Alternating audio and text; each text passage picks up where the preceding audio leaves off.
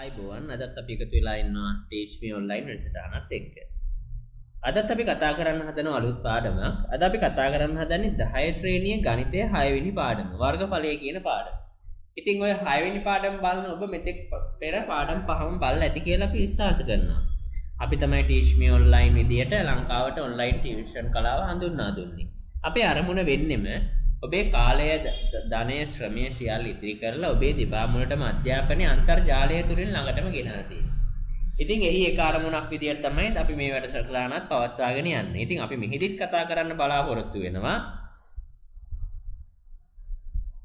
තල රූපවල වර්ගඵලයන් ගැන. ඉතින් මෙම පාඩමෙන් ගෙනීමෙන් ඔබට කේන්ද්‍රික ඛණ්ඩයක වර්ගඵලය සෙවීමට කේන්ද්‍රික ඛණ්ඩ ඇතුළත් තල රූපවල වර්ගඵලය ආශ්‍රිත ගැටලු විසඳීමට හැකියාව ලැබෙනවා කියලා මෙහිදී සඳහන් කරලා තියෙනවා. ඉතින් අපි දැන් සාකච්ඡා කරලා බලමු වර්ගඵලය කොහොමද හොයන්නේ කියලා. ත්‍රිකෝණාශ්‍රයක සමචතුරාශ්‍රයක සමාන්තරාශ්‍රයක ත්‍රිකෝණයක සහ ත්‍රිපිසියමක වර්ගඵලයන් ගන්නා විදිය අපි පෙර ඉගෙනගෙන තියෙනවා කියලා මතක් කරලා තියෙනවා. ඉතින් අපි අද කතා කරමු ඉදිරියට කොහොමද සාකච්ඡා වගේම වෘත්තයකට වර්ගඵලයන් ගන්න විදිය අපි පෙර කතා කරලා තියෙනවා. ත්‍රිකෝණාශ්‍රයක දිගඵලයෙන් ගුණ කිරීමෙන් සමචතුරාශ්‍රයක පාදයක දිගය වර්ග කිරීමෙන් සමාන්තරාශ්‍රයක ආධාරකයේ ලම්බ උසින් ගුණ කිරීමෙන් ත්‍රිකෝණයක භාගයේ වතාවක් ආධාරක පාදයේ වතාවක් ලම්බ උස ගැනීමෙන් සමාන්තරාශ්‍රයක ආධාරක පාදය එකතු කරලා දෙකින් බෙදලා ලම්බ උසින් ගුණ කිරීමෙන් වෘත්තයක πr වර්ග වලින් වර්ගඵලය ගන්නා විදිය අපි සාකච්ඡා කරලා තියෙනවා. ඔබේ මෙතෙක් දැනුමේ ඔබේ සතුව එය තිබිය යුතුයි.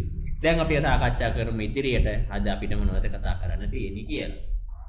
පෙර විෂය කරුණු මතක් කරගන්නත් එක්ක පුර්ණීසන අභ්‍යාසයක් අපි සාකච්ඡා කරලා බලමු. සමචතුරස්‍රයක් දීලා තියෙන සමචතුරස්‍රයක් බැලූ බැලමටම හඳුනාගන්නේ පාදයන් හතර සමාන නිසා එසේ සමාන සමචතුරස්‍රයක වර්ගඵලය අපෙන් ආනවා වර්ගඵලය ගන්න පුළුවන් පාදය වර්ග කිරීමෙන්. එහෙමනම් 6 වරක් 6 36 නිසා අදාළ සමචතුරස්‍රයේ වර්ගඵලය වර්ග සෙන්ටිමීටර 36ක් කියලා දාන්න පුළුවන්. ඉතින් ඒත් එක්කම තියෙන සුජුකෝණාශ්‍රයක් සුජුකෝණාශ්‍රයේ වර්ගඵලය දිගඵලයෙන් උස ගුණ කරාම අපිට එනවා. එහෙමනම් 9 4ෙන් ගුණ කරාම අදාළ වර්ගඵලය එනවා 9 වරක් 4 36ක් නිසා අදාළ වර්ගඵලය අපිට කියන්න පුළුවන් 36යි වර්ග සෙන්ටිමීටර් කියලා. ඊට පස්සේ තියෙන ත්‍රිකෝණයක් ත්‍රිකෝණයේ වර්ගඵලය අපි හොයමු භාගයේ වතාවක් ආධාරක පාදයේ වතාවක් ලම්බ උස. භාගෙමයි පුතේ ආධාරක පාදයේ විදියට ආධාරක පාදයට 6 දාලා ලම්බ උස වෙනකොට අපිට 4 දාන්න පුළුවන්. කැපෙන පද කපමු දෙකට 6 කැපුම් 3යි 4 වඩත් 3 12යි වර්ග සෙන්ටිමීටර් කියලා. එද්දි ඊළඟ අපිට තියෙනවා වෘත්තයක් දීලා. වෘත්තයක වර්ගඵලය අහන්නේ. වෘත්තයක වර්ගඵලය අපි දන්නවා πr වර්ග කියලා. එහෙනම් 5 වෙනුවට 22 බෙදීම 7 දාලා r වෙනුවට 7 දාලා r වර්ග නිසා නැවත 7ක් දාමු. කැපෙන පද කපලා ඉවසුළු කරලා දාමු. 7ට 7 කැපිලා ගියාම 7ක් 22 කියලා කියන්නේ 154යි වර්ග සෙන්ටිමීටර් කියලා අපිට ලියන්න පුළුවන්. ඉතින් ඒත් එක්කම ඊළඟට තියෙනවා ත්‍රිකෝණයක්. ත්‍රිකෝණයක අපෙන් අහන්නේ වර්ගඵලය කීයද කියලා. ත්‍රිකෝණයක වර්ගඵලය සමානයි භාගයේ වතාවක් ආධාරක පාදයේ 24 වතාවක් ලම්බ උස 7ක් කියලා දාන්න පුළුවන්. ඉතින් දෙකට 12ක් වෙනවා 24 12 තරක් 7 තමයි අපිට ගන්න තියෙන්නේ. 12 තරක් 7 අපිට ගන්න පුළුවන් 84ක් කියලා. 84යි වර්ග සෙන්ටිමීටර් කියලා. ඊට පස්සේ තියෙනවා සමාන්තරාශ්‍රයක්. සමාන්තරාශ්‍රයක වර්ගඵලය ගන්න පුළුවන් ආධාරක පාදයේ වතාවක් ලම්බ උසෙන්. ආධාරක පාදයේ 12ක් කියලා පෙන්눔 කරලා තියෙනවා. එයා ගුණ කරමු ලම්බ උස 8කින්. 12 තරක්කට අපි දන්නවා 96ක් කියලා. එහෙමනම් වර්ග සෙන්ටිමීටර් වලින්. ඊට පස්සේ තියෙන ත්‍රිපිසියමක්. ත්‍රිපිසියමේ සමාන්තර පාද දෙක එකතු කරලා දෙකෙන් බෙදලා ලම්බ උසෙන් ගුණ කිරීම ත්‍රිපිසියමක වර්ගඵලය එනවා. එක සමාන්තර පාදයක් ආධාරකයේ 6ක් වෙද්දී ඉතුරු පාදයේ 10ක් එනවා. 10යි 6යි එකතු කරාම 16යි ආධාරක පාදය එකතු කරලා දෙකෙන් බෙදනවා. අපිට ගුණ කරන්න පුළුවන් ලම්බ උස 6යි. ඉතින් එයා සමාන වෙනවා 6යි 10යි එකතු කරාම 16යි 16 දෙකෙන් බෙදුවම 8යි. 8 වරක් 6න් අපිට එනවා 8 වරක් 6 අපි දන්නවා 48යි වර්ග සෙන්ටිමීටර් කියලා. ඔන්න ඔක තමයි අපේ මෙතෙක් දැනුම පරීක්ෂා කරන්න අපිට දීලා තියෙන පුනරීක්ෂණ අභ්‍යාසය. ඒත් එක්කම තව රූප ටිකක් දීලා තියෙනවා. අන්න ඒවා සාකච්ඡා කරන්න කියන මම ඉල්ලීමක් කරනවා. මේවත් කරලා බලන්න. මේ තමයි ඔබේ මෙතෙක් දැනුම උරගා බලන්න අපිට දීලා තියෙන සාධකයන්. අපි දැන් ඉස්සරහට ගිහිල්ලා බලමු. හොඳයි. අපි සාකච්ඡා කරමු එහෙමනම් කේන්ද්‍රික ඛණ්ඩයක වර්ගඵලයක් ගන්නේ කෙසේද කියලා. කේන්ද්‍රික ඛණ්ඩයක් ගැන කතා කරද්දී අපිට වෘත්තය මතක් වෙනවා.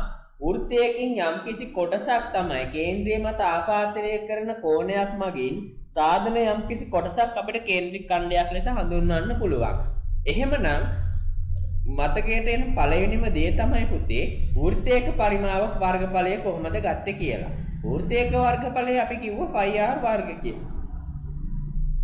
දැන් අපි බලමු වෘත්තයේ වර්ගඵලය 5r වර්ග වෙද්දී එම වෘත්තයේ වර්ගඵලයෙන් කොයිතරම් කොටසක් අදාළ කේන්ද්‍රික ඛණ්ඩයේ පාට කරලා තියෙනවද කියලා.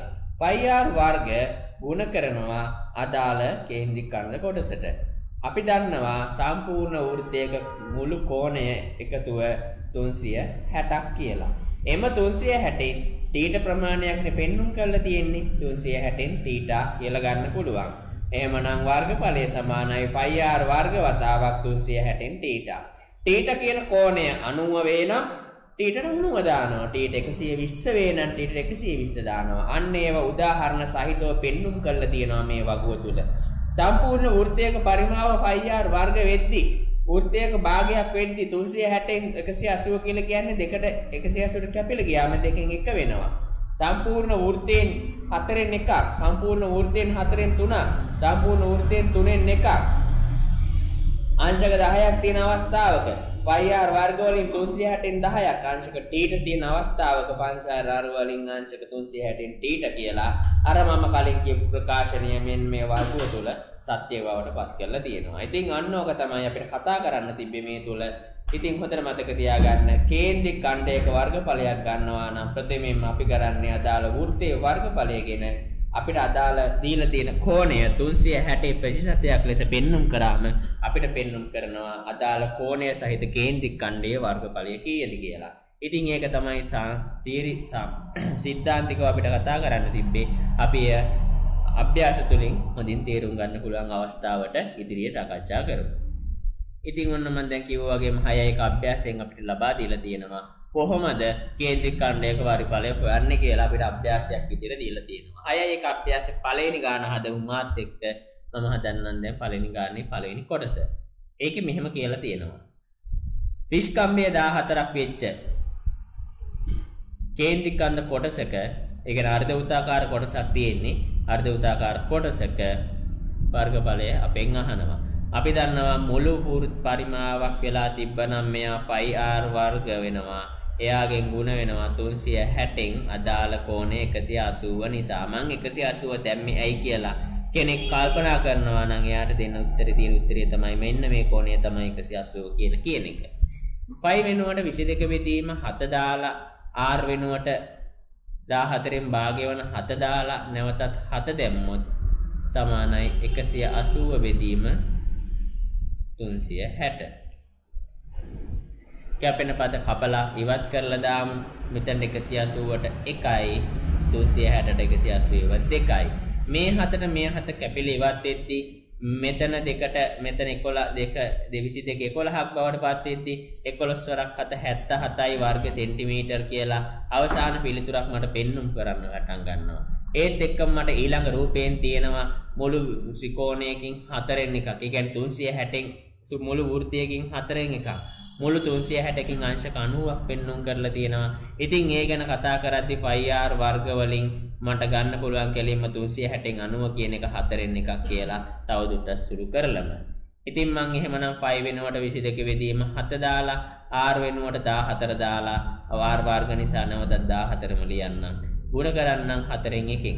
කැපෙන පද කපලා අවසාන පිළිතුර ගන්න අපි උත්සාහ කරමු. ඉතින් 7ට 7 ඒවා 1යි 14ට 7 ඒවා 2ක් නිසා ඒ විදිහට යද්දී මේ දෙකට මේ 4යි කැපුණම 2ක් වෙනවා. නැවත මේ දෙකට මෙයා කැපුණොත් 11ක් වෙනවා. දැන් මට අවසානයේ තුනේ 11 ඒවා 14ක් විතරයි. 14 ඒවා 11ක් ගානදී මම ලේසිම ක්‍රමය කලින් කිව්වා.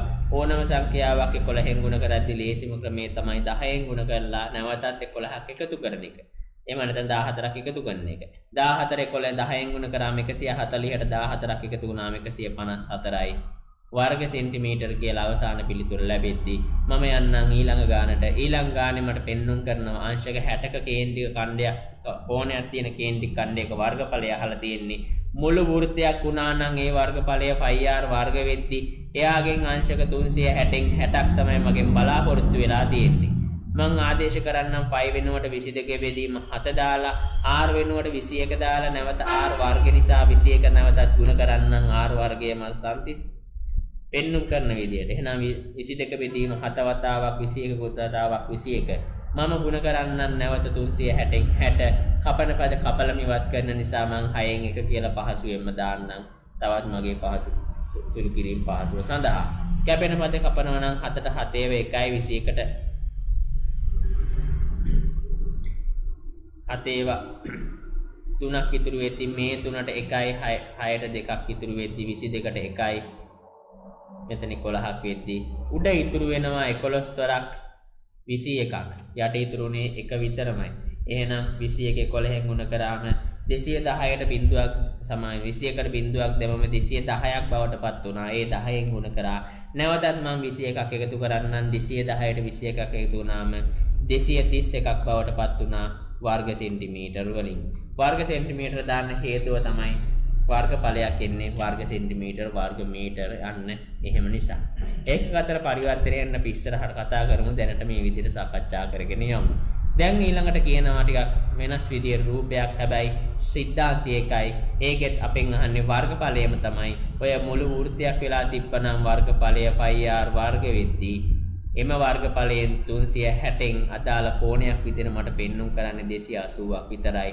එහෙමනම් දැන් මට හොයන්න පුළුවන් π වෙනුවට 22 බෙදීම 7 දාලා r වෙනුවට 3 තියෙන්නේ 3 වරාවක් නැවත 3 දානවා r වර්ගය නිරූපණය කරන්න ඕන නිසා 280 බෙදීම 360. දැන් කැපෙන පද කපලා බලමු අපේ පහසුව සඳහා. ඉතින් හොඳට මතක තියාගන්න. එහෙමනම් මම 7ට 7 ඒව එකක් දාද්දි 28ට 7 ඒව 4ක් නිසා මෙතන 40ක් බවට පත් වෙනවා. මේ බිඳුවට මේ බිඳුව කැපිලා යනවා. 3 වරක් 3 9යි මේ 9ට මෙතන 36 කැපුවොත් 4ක් බවට පත් වෙනවා. 4ට 4ක් කැපිලා යන නිසා මට අන්තිමට ඉතුරුනේ 22ක් විතරම තමයි වර්ග සෙන්ටිමීටර් වලින්.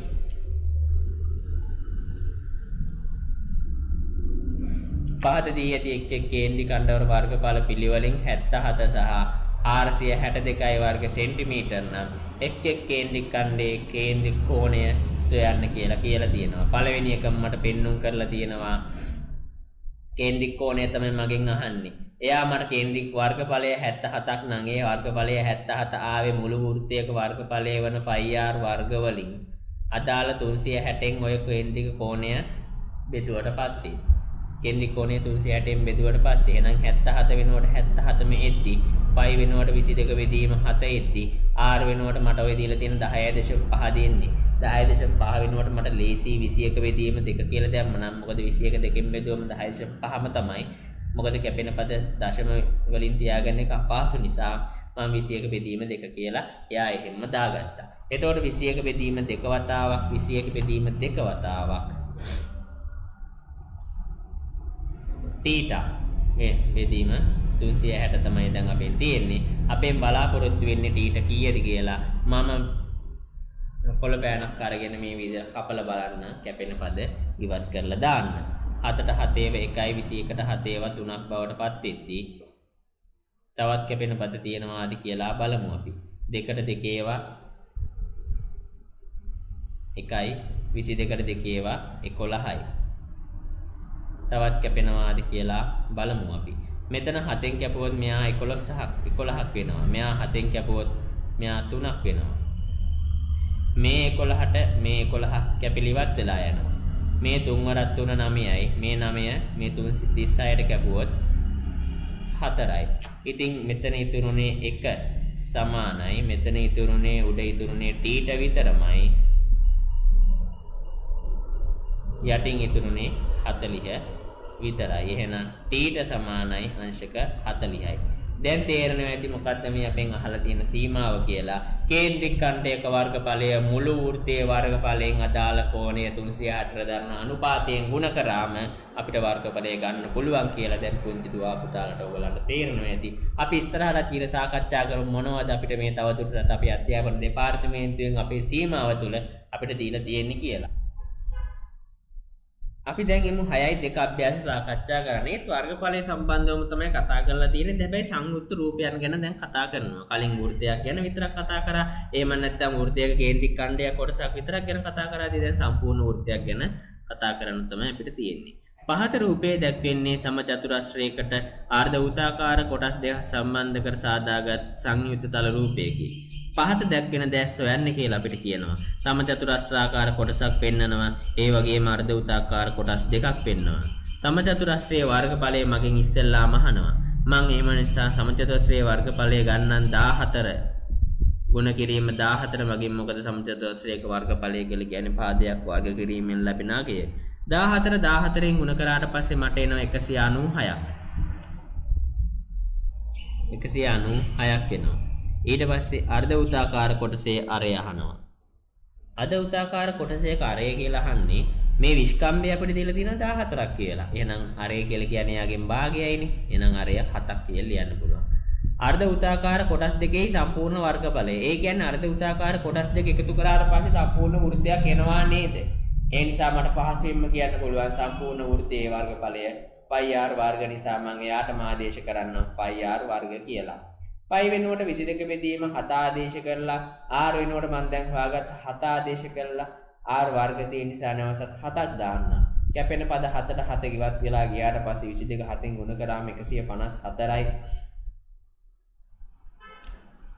වර්ග සෙන්ටිමීටර කියලා මට ලැබෙනවා. දැන් සංයුක්ත රූපයේ වර්ගඵලය නම් අහන්නේ. සංයුක්ත රූපයේ වර්ගඵලය මට ගන්න පුළුවන් 154 එකතු කරලා මේ 196ට. ඉතින් සුළු කරලා බලමු අපි 154ට 196ක් එකතු කරලා. දැන් බලන්න 196ට 4ක් එකතු කරාට පස්සේ හරියටම 200ක් එනවා. 200ට මේ 150 එකතු කරමු. එතකොට 350යි වර්ග සෙන්ටිමීටර වලින් සංයුක්ත රූපයේ වර්ගඵලයේ විදියට එන්නේ. ඉතින් මම දැන් දෙවනි ගානත් ඒ විදියටම සාකච්ඡා කරලා බලන්නම්. අපි දෙවනි ගානත් හදමු.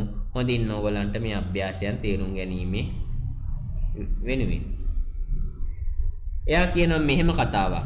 සුජුකෝණාස කඩදාසියකින් අර්ධ වෘත්තාකාර කොටස් දෙකක් ඉවත් කිරීමෙන් අඳුරු කොටස ලැබී කොරකර කොටස ලැබී ඇත කියලා.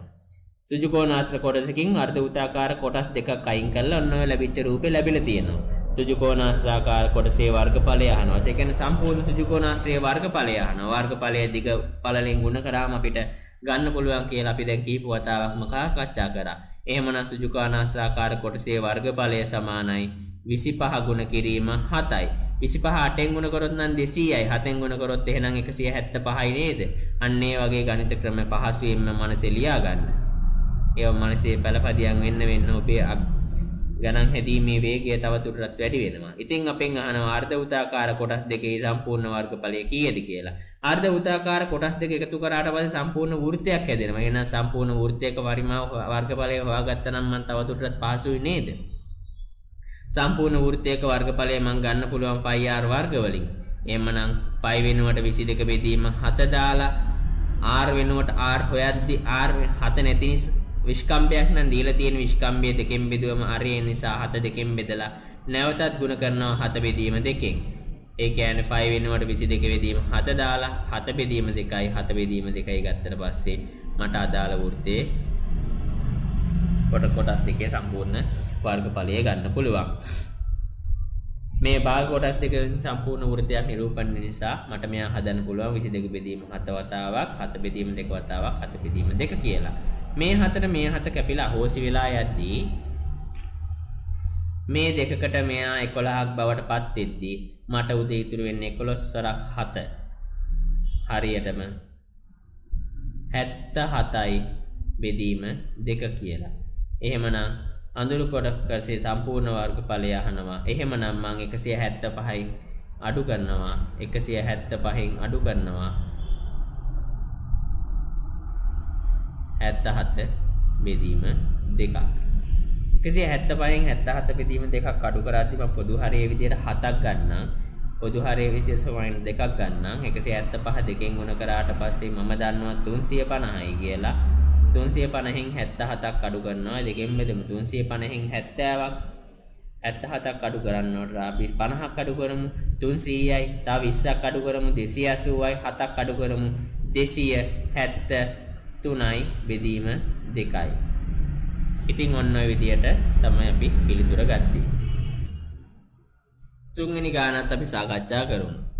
රූපයේ දැක්වෙන සමාන්තර ආශ්‍රයක් හා කේන්ද්‍රික ඛණ්ඩයක් එකතු වීමෙන් සෑදුණු තල රූපයකි. පෙන්눔 කරපු එක්කෙනා දිමානස් රූපයක් අපිට ආත්මින් වගේ පෙන්නුවට මෙයා තල රූපයක් කියලා සඳහන් කරලා තියෙනවා. සමාන්තර ආශ්‍රයේ වර්ගඵලය අපෙන් අහනවා. සමාන්තර ආශ්‍රයක වර්ගඵලය අපි දන්නවා ආධාරක පාදක එකතු කළා සමාන සමාන්තර ආශ්‍රයක වර්ගඵලය ආධාරක පාදයේ වතාවක් ලම්බුසෙන් අපිට ගන්න පුළුවන් කියලා අපි ඉගෙන ගත්තා. ආධාරක පාදයේ 30ක් කියලා පෙන්නනවා. 30 ගුණ කරමු අදාළ ලම්බුසෙන්. ලම්බුස 7ක් කියලා පෙන්නනවා. එහෙනම් ආධාරක පාදය ලම්බුසෙන් ගුණ කරා. ආධාරක පාදය 30යි 7ෙන් ගුණ කරාම අපිට එනවා 210ක් 4ක් 3 21 නිසා වර්ග සෙන්ටිමීටර් වලින්. එහෙමනම් මම මෙයා මෙතනින් 210ක් කියලා ලියලා තියාගන්නම්. කේන්ද්‍රික ඛණ්ඩයේ වර්ගඵලය අහනවා. කේන්ද්‍රික ඛණ්ඩයේ වර්ගඵලය ගැන කතා කරද්දී අපි දන්නවා සම්පූර්ණ වෘත්තය πr වර්ග නම් πr වර්ග වලින් අදාළ කෝණය 360න් කීයද කියලා මෙතන දාන එක තමයි අවශ්‍යතාවය තියෙන්නේ. දැන් අපිට පෙන්නුම් කරලා තියෙන රූපය සම්පූර්ණ මේ කෝණය නම් අංශක 180ක් කියලා අපි දන්නවා. මොකද සරල රේඛාවක කෝණය 180ක් නිසා. හැබැයි මේ කෝණය 30ක් කියලා කියන්නේ අදාළ කේන්ද්‍රික ඛණ්ඩයේ කෝණය 180න් 30ක් අඩු කරාට පස්සේ නගාගේ 180න් 30ක් ගියාම 150 නිසා මම 150 මෙතනට ආදේශ කරනවා. 5 වෙනුවට 22 බෙදීම 7 දාලා අරය මට දැන් අවශ්‍යතාවය තියෙනවා. නමුත් අරය හොයන්න දත්තයක් තියෙනවා. අරය කෙලින්ම දීලා නැතත්. අරය කෙලින්ම දීලා නැති වුණාට මෙතන ඉඳලා මෙතනට සම්පූර්ණ දුර 44ක් නම් මේ දුර 30ක් නම් මට අරය කොටස එනවා නේද? 44න් 30ක් අඩු කරාම එන ගාන 44න් 30ක් ගියාම මම දන්නවා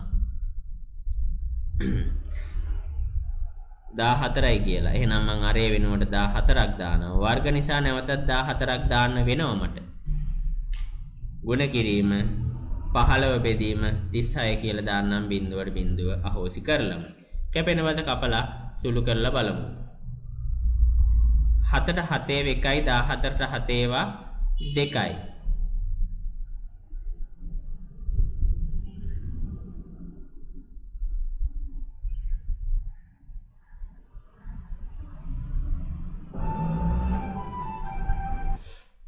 දැන් දෙකෙන් කපලා බලමු.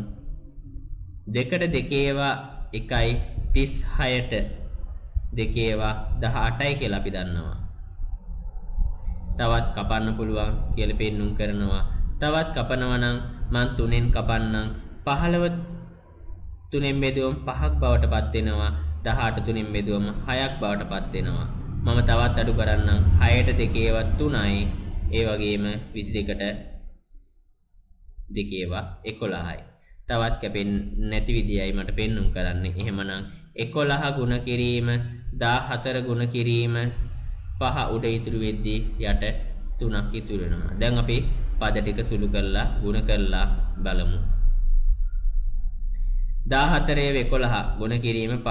14 11ක් ගැන කතා කරද්දී මම කලින්ම කිව්වා 14 10ක් 110යි 140යි නැවත 14ක් එකතු කරන්න කියලා 154 එන විදියට 154 පහෙන් ගුණ කරලා 3ෙන් බෙදන්න කියලා තමයි මම ඉල්ලීමක් කරේ. 154 ගුණ කිරීම 5 කියලා කියන්නේ අපි දන්නවා 770යි කියලා. 770 බෙදීම 3 කියන්නේ අපි දන්නවා 256.6ක් කියලා. 256.6ක් කියලා. අපෙන් අහන්නේ සම්පූර්ණ වෘත්තයේ සම්පූර්ණ කොටසේ වර්ගඵලය නම් සංයුත්තයේ වර්ගඵලය නම් අපිට සිදු වෙනවා 256.6ට 218ක් එකතු කරන්න. ඉතින් මේ විදිහට මම ඕරන්න බාර කරනවා ඉතිරි කොටස සුළු කරන්න කියලා. මම යන්නම් 4 වෙනි ගානටත්. 4 වෙනි ගානේ මෙහෙම කතාවක් කියනවා. රූපේ දක්වන්නේ අරේ 28 සෙන්ටිමීටර වූ උදාකාර තහඩුවකි. රූපේ පෙන්වා ඇති කේන්ද්‍රික ඛණ්ඩ කොට දෙක කපා ඉවත් කිරීම නියමිතය. එම කේන්ද්‍ර ඛණ්ඩ දෙක කපා ඉවත් කළ විට පසු ඉතිරි වන කොටසේ වර්ගඵලය අහනවා. හොඳයි. අපි ඉස්සෙල්ලාම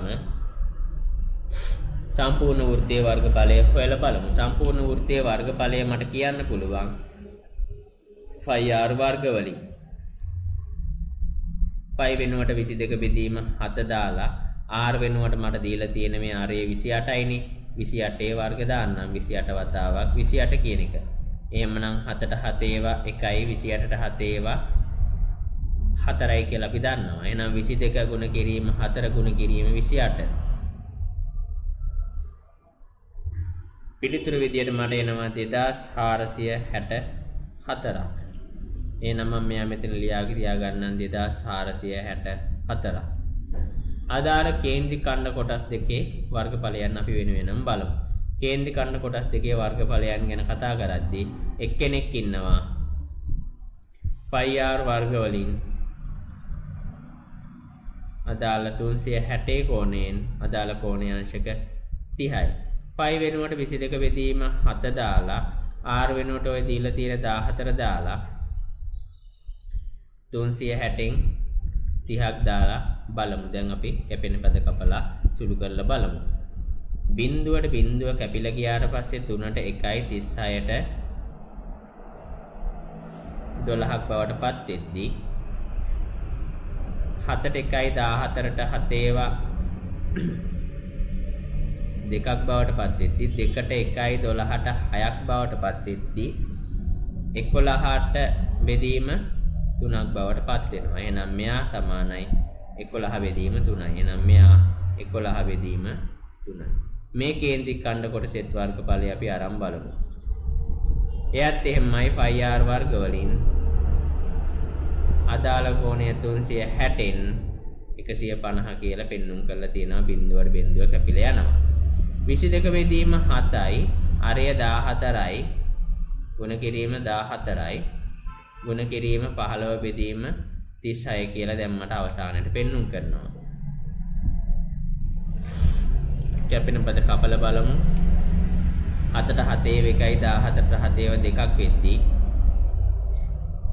2ට 2 1යි 36ට 2 18යි 18ට 3 6යි 15ට 3 5යි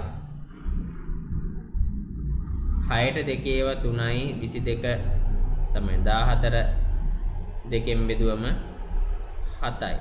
තවත් පද කැපෙන්නේ නැති හැඩයි. එම නිසා 22 ගුණ කිරීම 7 ගුණ කිරීම 5 ගුණ කිරීම 3. ඔන්නෝක තමයි මට අවසාන පිළිතුරු විදියට හොයන්න තියෙන්නේ. 22 ගුණ කිරීම 7 ගුණ කිරීම 5 ගුණ කිරීම 3. 22 7න් ගුණ කරාම 154යි. 154 ඒවා 7ක් නම් 5ක් නම් මට අවශ්‍ය.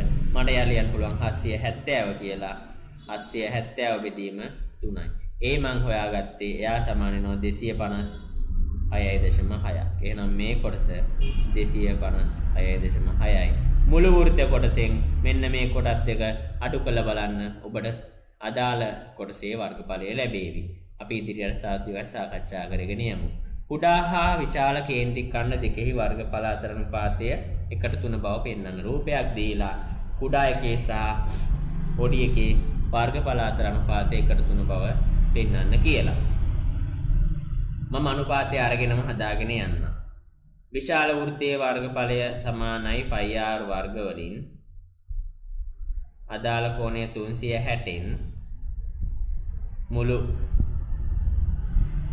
කුඩා එකේ කේන්ද්‍රික කෝණය අංශක 45යි කියලා පේන්නම තියෙනවා. අනුපාත ලොකු එක්කෙනාගේ වර්ගඵලය 5r වර්ග වලින් අදාළ කෝණය 360න් කේන්ද්‍රික ඛණ්ඩ කොටස 15ට 45ට 15ක් එකතු කරාම 5යි 10යි 60ක් කියලා පෙන්වුම් කරනවා.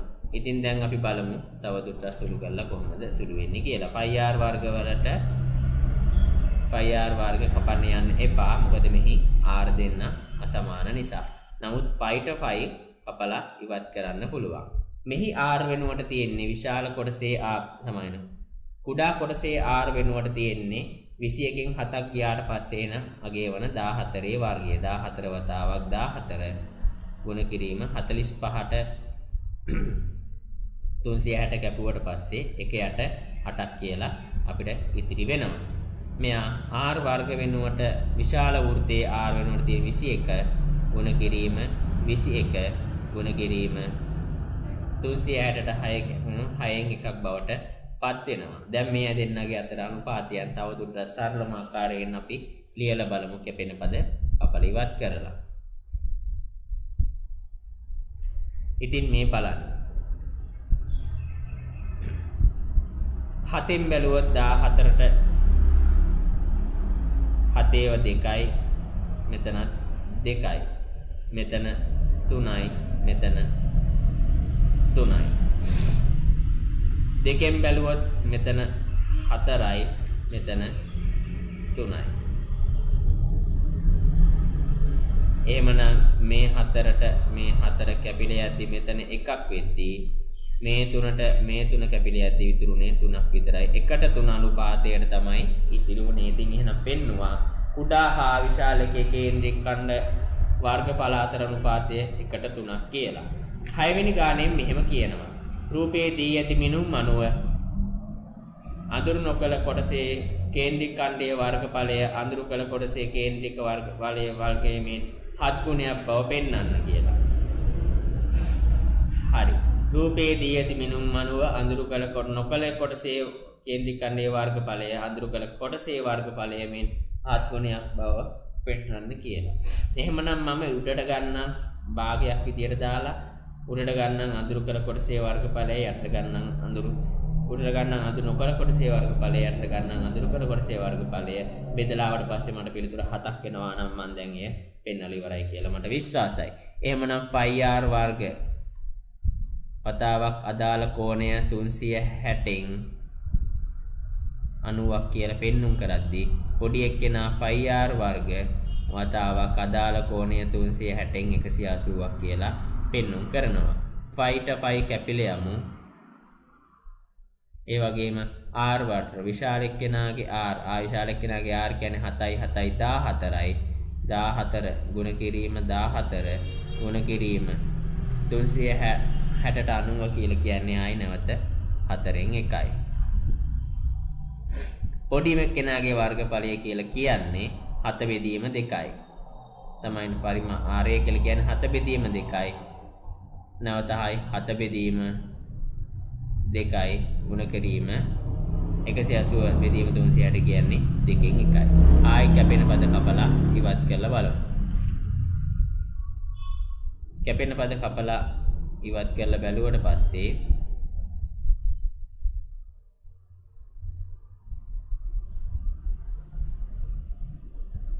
අපිට පෙන්눔 කරනවා මේ 4ට 4ේව 4ට 2ේව 2යි 17 7ේව 7යි. ඒ වගේම මෙයා දෙකෙන් බෙදුවොත් නැවත මෙයා 7ක් වෙනවා.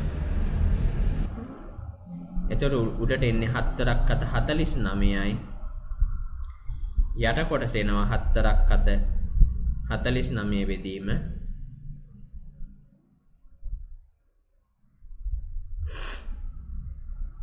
6ක් කියලා. එහෙමනම් 49 ගුණ කිරීම 6 වතාවක් 6 බෙදීම 49 කියලා ලියන්න පුළුවන්.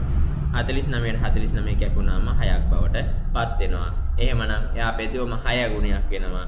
6ක් වෙනවා. එහෙමනම් අපිට 7 ගුණයක කියලා ගන්න පුළුවන්. කුඩා පාඨකර කොටසේ සහ පාඨ නොකළ විශාල රූපයේ අතර වර්ගඵල අතර අනුපාතය 7ක් කියලා අපිට ගන්න පුළුවන්.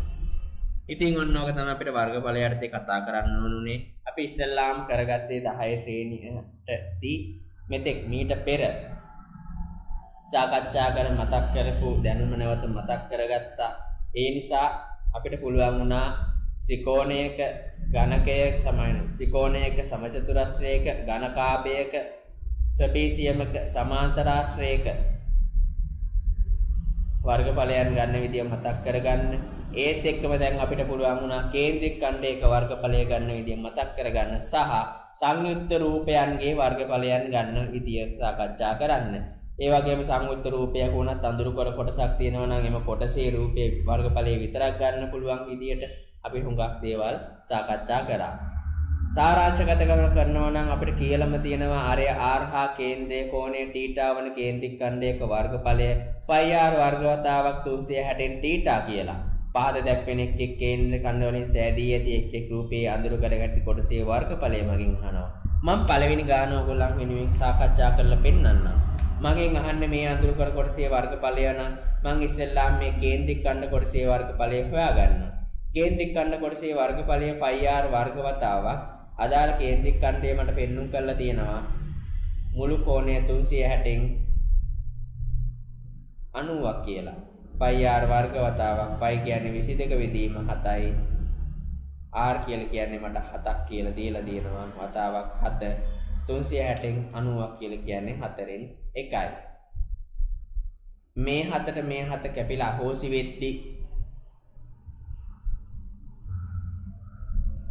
මේ 22ට 11ක් වෙද්දි මෙතන 7ක් වෙද්දි සමාන 2ක් වෙද්දි 77 වෙදීම 2ක් කියලා මට කියන්න පුළුවන් අදාළ කේන්ද්‍රික ඛණ්ඩ කොටසේ වර්ගඵලය.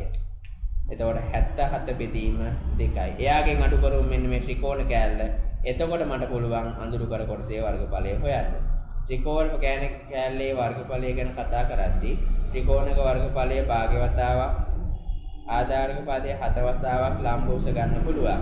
ලම්බෝස විදියට තියෙන්නේ මේ අරයක් නිසා ලම්බෝසත් 7ක්ම තමයි. 4ක් 49යි. 49 වෙදීම 2 කියලා දාන්න පුළුවන්. එහෙමනම් අඳුරුකට කොටසේ වර්ගඵලය සමානයි 77 බෙදීම 2 අඩු කරේම 49 බෙදීම 2 කියලා දාන්න පුළුවන්. පොදු හරයන් දෙක සමාන නිසා 77න් 49ක් අඩු කරලා බලමු. 77න් 50ක් ගියාම නම් 27යි. තව එකක් එකතු කරා නම් ප්‍රමාණවත් නේද? හරියටම හරි. 28යි. 28 දෙකෙන් බෙදුවම 14ක් එනවා. මම මේ හොය හිටිය වර්ගඵලයක් නිසා වර්ග සෙන්ටිමීටර වලින් දාන්න අවශ්‍යයි. මිශ්‍ර අභ්‍යාසය ගැන සාකච්ඡා කරාදිත් එහෙම තමයි අපිට තියෙන්නේ. මිශ්‍ර අභ්‍යාසයේත් සාමිතික කල අභ්‍යාසයේත් තව ඔයගොල්ලන්ට ගණන් තියෙනවා. ඒව යාළුවොත් එක්ක සාකච්ඡා කරන්න පුළුවන්. තනියම විසඳන්න පුළුවන්. ඒක තමයි ඔබට ලැබිලා තියෙන අරමුණ. ඉතින් හොඳට මතක තියාගන්න ඇයි අපි මෙහෙම වැඩසටහනක් කරන්න කියලා. අපිට අවශ්‍යතාවය තියෙන්නේ අධ්‍යාපන දෙපාර්තමේන්තුවෙන් අපිට දීලා තියෙන වැඩපොත නැවත නැවත ආවර්ජනය කිරීම. මේ වගේ වැඩපොතේ සීමාව හොඳින් තේරුම් ගැනීමට එම වැඩපොත ගැන සීමාව අධ්‍යයනය කරලා ඒ අධ්‍යයනයේ සීමාව තුළින් අපිට විභාගයේ ජය ගැනීමට හොඳට මතක තියාගන්න. අපිට මේ දෙපාර්තමේන්තුවෙන් මේ සීමාවක් දීලා තියෙන්නේ අපිට මේක අධ්‍යයනය කළ යුතු නිසා.